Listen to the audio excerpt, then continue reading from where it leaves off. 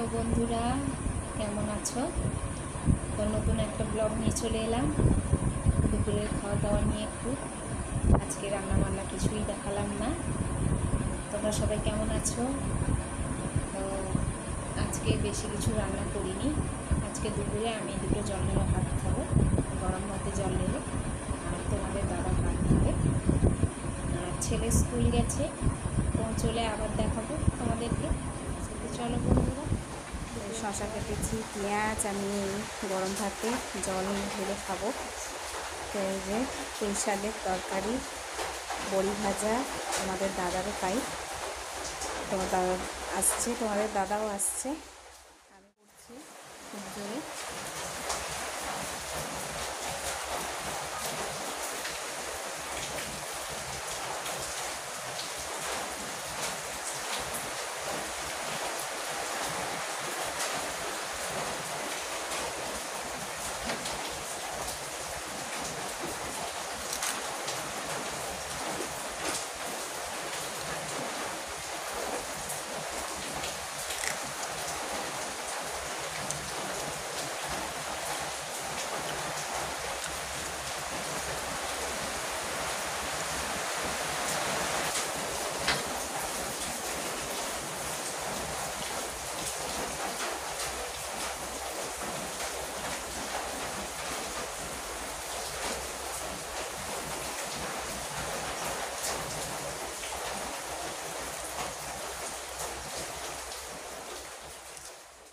বন্ধুরা, আমার সে ঘরে কাকা শ্বশুর, এর বৌমা, মেজদি, মাংস আবার দিয়ে গেল।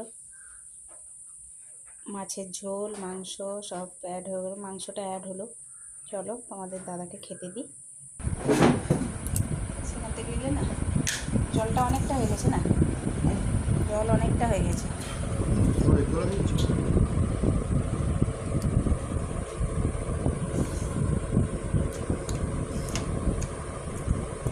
দেখো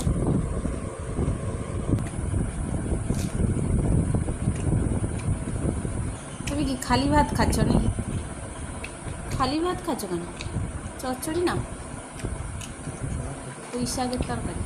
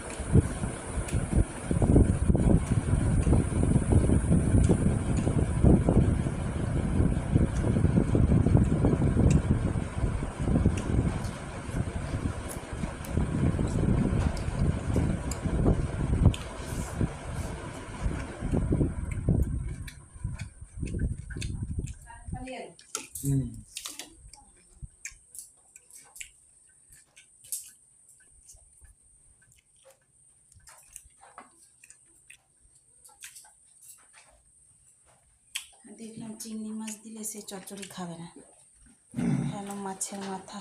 তুমি তো চিংড়ি মাছ ছাড়া কিছু রাঁধতে পারবো না। আমাকে ভাল লাগে না, চিংড়ি মাছ নিয়ে এলে আমার আলাদা রান্না করে খেয়ে নেবো। আমার বড়া খেতে ভালো লাগে, বড়া করে খেয়ে নেবো।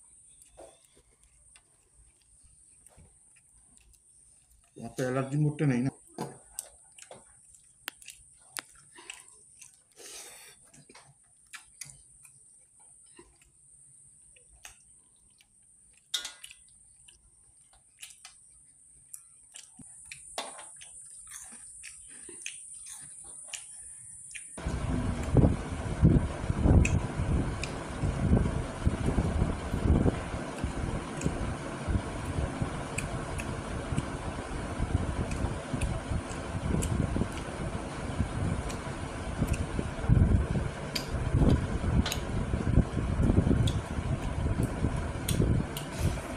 ও গেছিলে যে দাদাকে দেখে নিতে, দাদার কাছে সারাক্ষণ না, খুব ভালো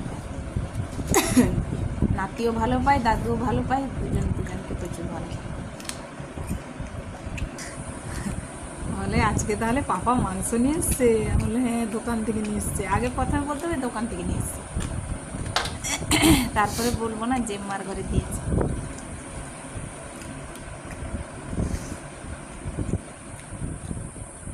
বাবু জলের বোতলটা নিয়ে আসবি।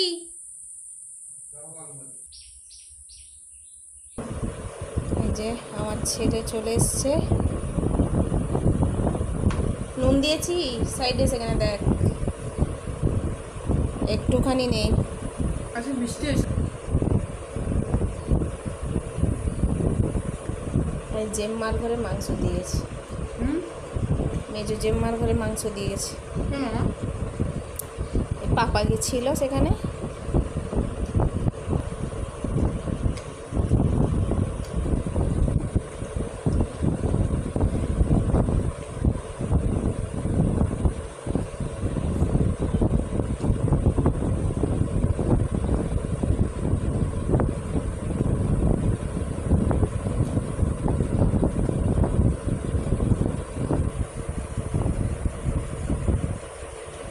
আমার দুটো আলু মাংসটা ঢাল,